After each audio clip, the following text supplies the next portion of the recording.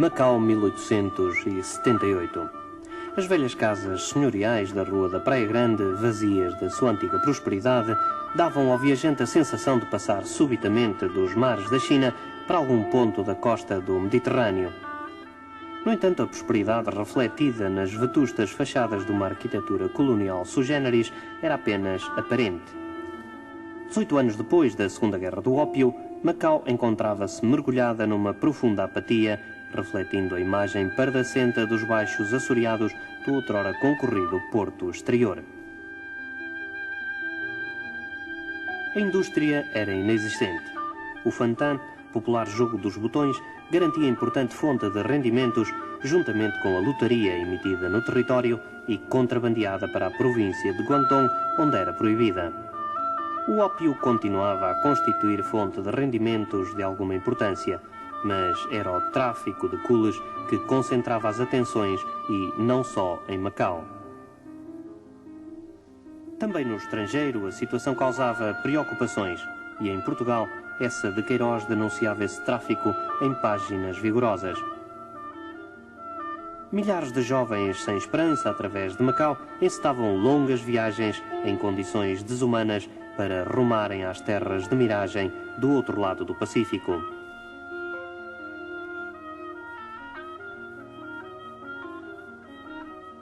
Entre tantos que buscavam futuro incerto, ninguém reparou nesta figura igual a tantas outras que apenas com 12 anos aguardou algum tempo em Macau o embarque para as remotas ilhas do Havaí. Sun Yat-sen.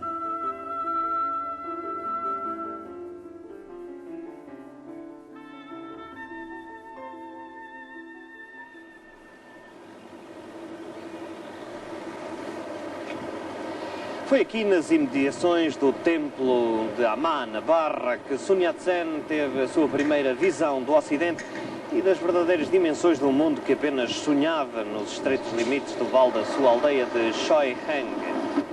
Ao contrário de tantos outros, Sun Yat-sen tinha um destino, a casa de seu irmão no Havaí. Mas um outro destino lhe estava reservado, o de derrubar um sistema que reinava na China há mais de 2000 anos.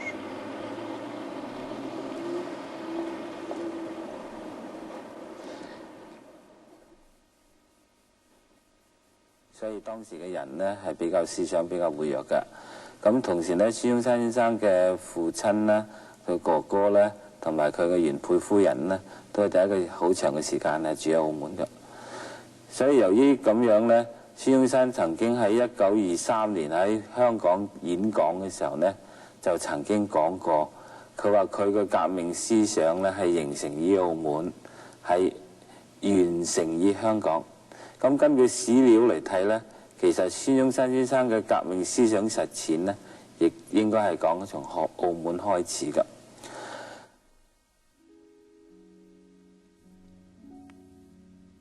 Depois de uma longa permanência no território, a família de Sun Yat-sen deixou Macau, encerrando as portas da oficina de reparação de sapatos que possuía na rua de São Domingos. O casal regressou a Choi Heng, a pequena aldeia do Delta das Pérolas, de onde era oriundo e que viria a ser o berço de Sun Yat-sen. A apenas 37 km de Macau, Choi Heng, no eixo viário entre Macau, Sequei e Cantão, permanece ainda pouco menos que inalterável nas suas ruelas estreitas e na arquitetura tipicamente chinesa das suas casas baixas.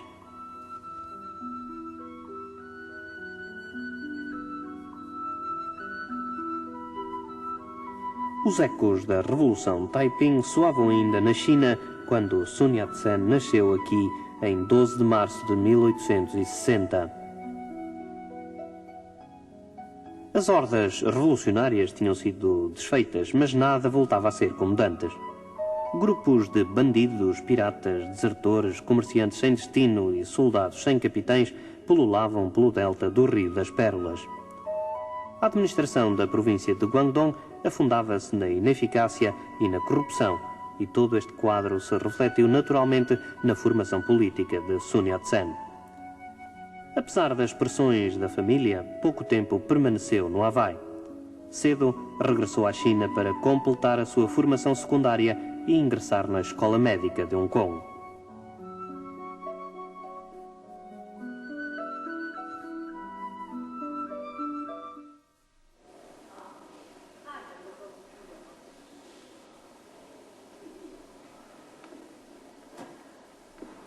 Recém-formado em medicina, Sun Yat-sen vem para Macau pela primeira vez para ficar.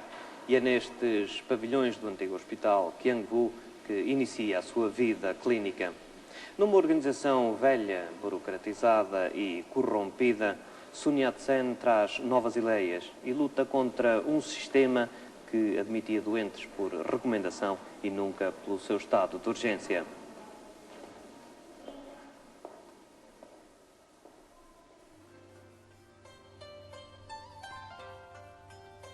Perante assembleias de curandeiros curiosas e desconfiadas, efetuou operações cirúrgicas de efeitos curativos imediatos que lhe granjearam fama e atenuaram hostilidades. Mas Sun Yat-sen era essencialmente um político e por isso a sua atividade nem de longe se restringia ao exercício da medicina. Aqui, neste edifício reconstruído da Travessa dos Santos, bem junto da Rua do Campo, manteve Sun Yat-sen as primeiras reuniões políticas para discutir a situação na China. Desde então, não mais deixou de servir como centro de agitação revolucionária.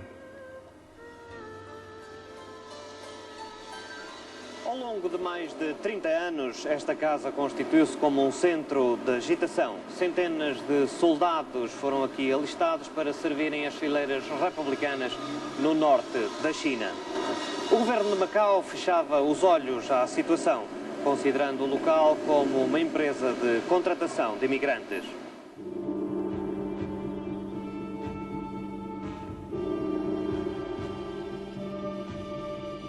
Nesta casa, que originariamente pertenceu a Yang Helin, reuniram-se pela primeira vez Sun Yat-sen, Chen Shaobai e Yu Lie, cujas atividades lhe valeram o nome de Bando dos Quatro.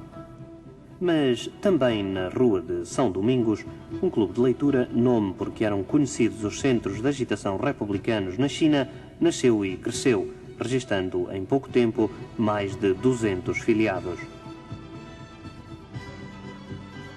Macau, na última década do século XIX, regurgitava de revolucionários que levavam a cabo as suas atividades subversivas, beneficiando de um cúmplice fechar de olhos do governo da colónia. As atividades dos inconformistas chineses multiplicavam-se abertamente e espalhavam-se por toda a cidade.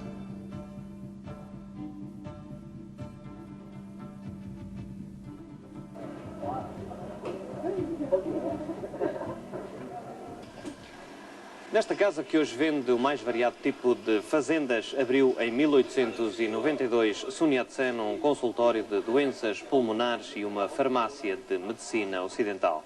Aqui acorriam centenas de pessoas. Não vinham em busca de socorro médico, mas sim de ideias políticas.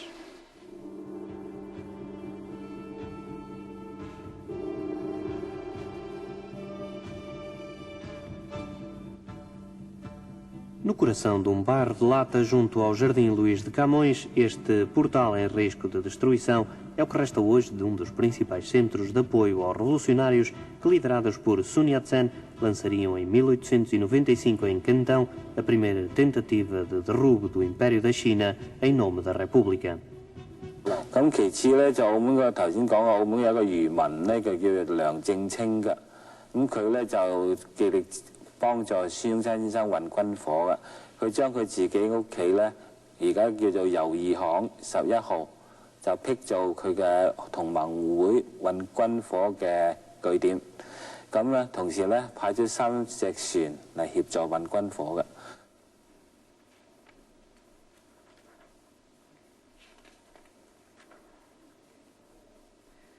Desde que o Dr. Sun começou a exercer a clínica no Hospital Qiangwu, curando pelo sistema europeu, e promoveu meios para fundar uma sociedade denominada a Clínica Europeia, tem sido o hospital útil a muita gente, pois diariamente mais de 100 pessoas de fora vão aí para se curarem. Esta uma notícia incerta no jornal Eco Macaense de 19 de dezembro de 1893, um jornal em que colaborava Sun Yat-sen. Fortemente empenhado na Revolução, Sun Yat-sen sabia que o proselitismo que fazia não era suficiente para ganhar o apoio das massas. Por isso, houve que recorrer à imprensa, uma voz que chegava a todo lado.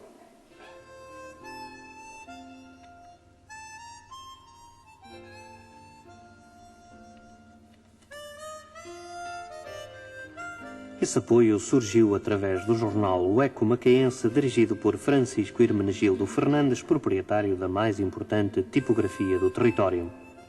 Francisco Fernandes e Sun Yat-sen, politicamente próximos, iniciaram desde logo uma amizade que iria perdurar até ao fim das suas vidas. Uma amizade simbolizada na nomeação ad honorem de Francisco Fernandes para o primeiro gabinete republicano da China, na sequência do triunfo da Revolução, honra que foi polidamente recusada. Nas páginas do Eco Macaense, Sun Yat-sen iniciou a sua faceta jornalística desafiando o mandarim de Chongsan a governar a bem do povo. Nas páginas do Qinghai Zhongpo, nome em chinês do periódico redigido e composto na Rua da Casa Forte, número 3, lançou Sun Yat-sen a ideia nova da abertura de uma escola para cada 100 famílias, num plano que visava arrancar a China ao analfabetismo. As campanhas da imprensa sucediam-se e obtinham eco.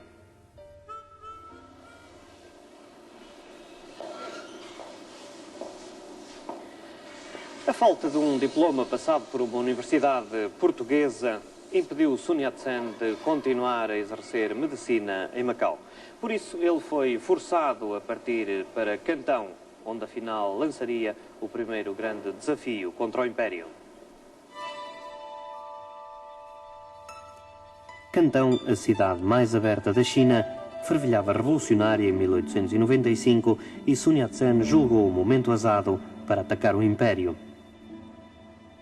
As associações secretas tinham recrutado mercenários e as armas vinham de Hong Kong dissimuladas em tambores de cimento. Mas se a contestação ao Império era uma realidade, faltava aos revolucionários o apoio das massas e, por isso, a denúncia britânica às autoridades de Cantão não foi a única razão do fracasso. A repressão da tentativa foi sangrenta e feroz. Mais de 300 revolucionários foram passados à espada.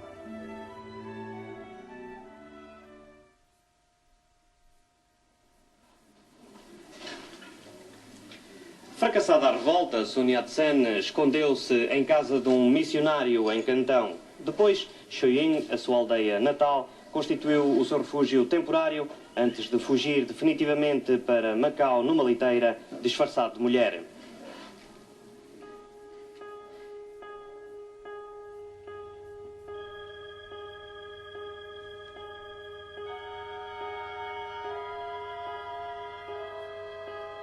Apesar do trajeto ser relativamente curto, a viagem decorreu plena de perigos.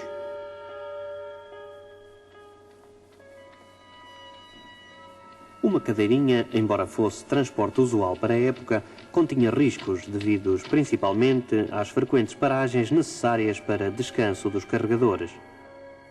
Por outro lado, as tropas do vice-rei espalhavam-se pelo delta, enquanto a sua captura era recompensada por um churo do prémio.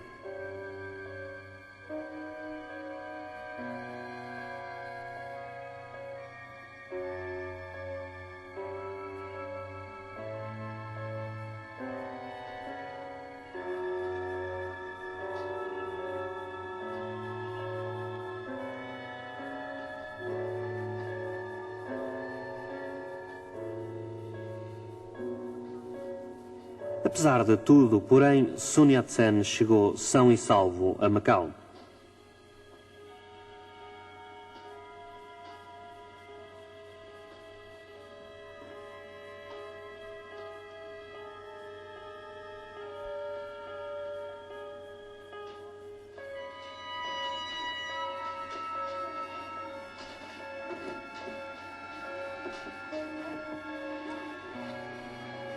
A esperá-lo, Francisco Fernandes e a sua casa, que lhe fornecia abrigo perfeito no curto período em que o macaense lhe preparava a passagem para Hong Kong e para a liberdade.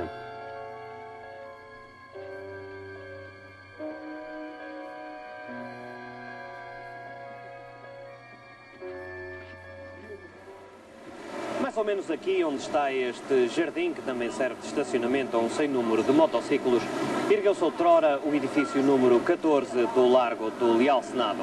Nele residiu por algum tempo Sun Yat-sen. E foi naturalmente aqui que a polícia do vice-rei de Cantão o veio procurar. Mas Sun Yat-sen já não estava cá.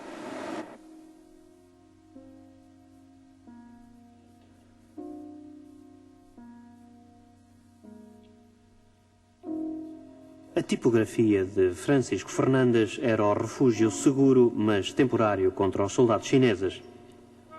Os pedidos de extradição do governo de Cantão de revolucionários acoitados em Macau sucediam-se e Sun Yat-sen era já uma personalidade demasiado conhecida para passar no anonimato.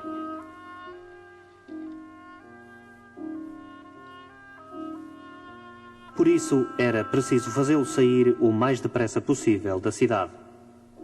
Hong Kong era o passo seguinte no plano para salvar Sun Yat-sen do longo braço da justiça do Império.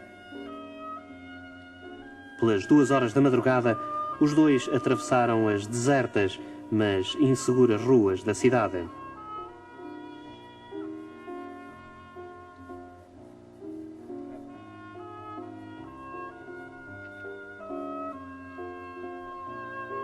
O trajeto era curto, mas os agentes do Império estavam em Macau e tudo podia acontecer.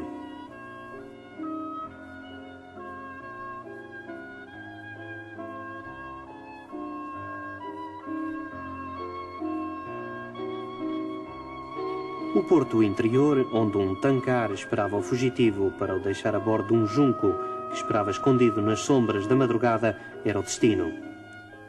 Depois, Hong Kong, a etapa imediata para começar uma aventura que o levaria sucessivamente a Londres, Tóquio, Singapura, Malásia, Estados Unidos, enfim, meio mundo num trabalho pleno de entusiasmo e confiança em prol da Revolução.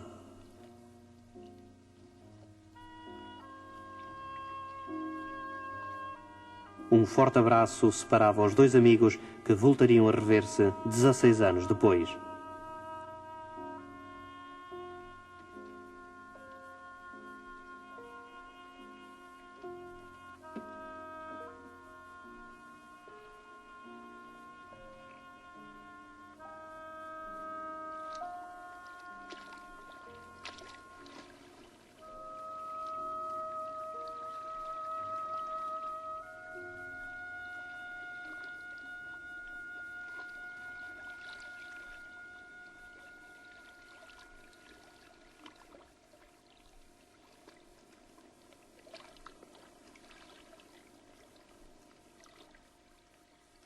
Sun Yat-sen fugiria de Hong Kong para Londres e, na capital britânica, reencontrava o seu antigo professor do Queen's College, James Cantlie. James Cantlie, que o auxiliou por diversas vezes nas suas intervenções cirúrgicas no hospital Qiangwu, iria lançar a sua figura a nível mundial.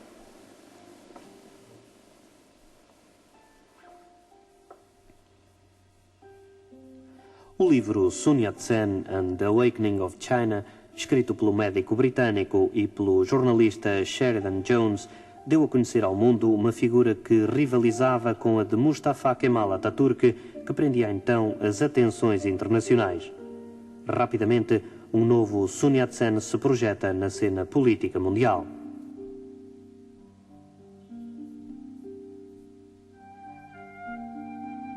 Cortando o rabicho do uso tornado obrigatório pelo Estado Manchu, no que foi acompanhado por milhares de compatriotas em sessões públicas de protesto, Sun Yat-sen iniciou uma corrida pelo mundo para fazer uma revolução que tardou 16 anos.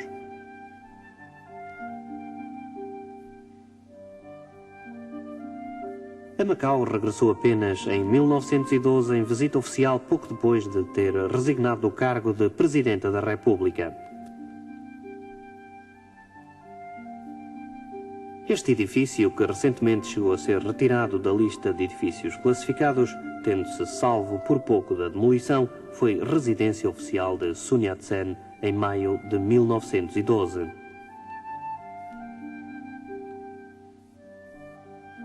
Por alguns dias, o revolucionário, como se tomasse fogo para a última e mais dramática fase da sua vida, encontrou-se aqui com a Macau, que tinha sido berço das suas ideias transformadoras.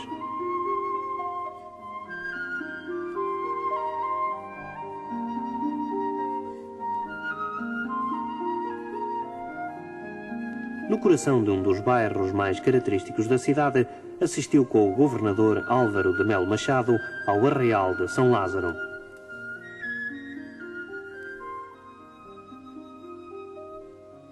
No Hospital Quianvu reencontrou uma nova geração de médicos que continuavam um esforço clínico por ele iniciado.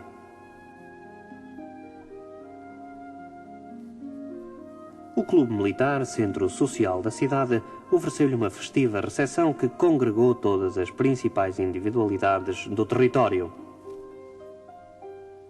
No final, a fotografia para a posteridade. Nela, duas figuras reconhecíveis. Sun Yat-sen, o revolucionário idealista, Camilo Peçanha, o poeta do simbolismo. Poucos dias depois, Sun Yat-sen regressava à China para a sua última batalha, unificar o país sob a bandeira da República. 咁就係1913年嘅時候呢，袁世凱稱帝啦，孫中山先生呢又從上海呢回到澳門，咁同時呢喺軍艦上曾經同阿陳永明呢就做咗好多嘅討論，關於點樣討伐袁世凱嘅事情。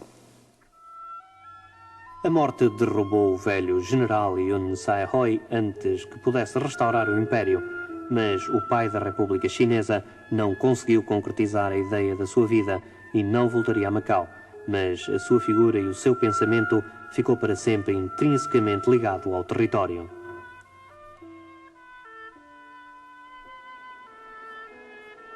Em Macau, a memória de Sun Yat-sen está preservada nesta casa. Um edifício de arquitetura sui generis mandado construir por seu filho mais velho, Sun Fo, que habitualmente passava nele as suas férias.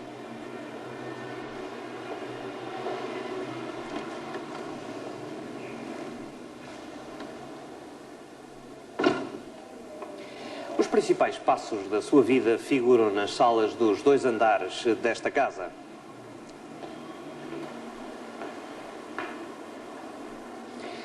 Aqui viveu a senhora Sun Lu, sua primeira mulher, que se encontra sepultada no cemitério taoísta da ilha da Taipa. Aqui restam memórias da passagem por Macau do primeiro presidente da República da China.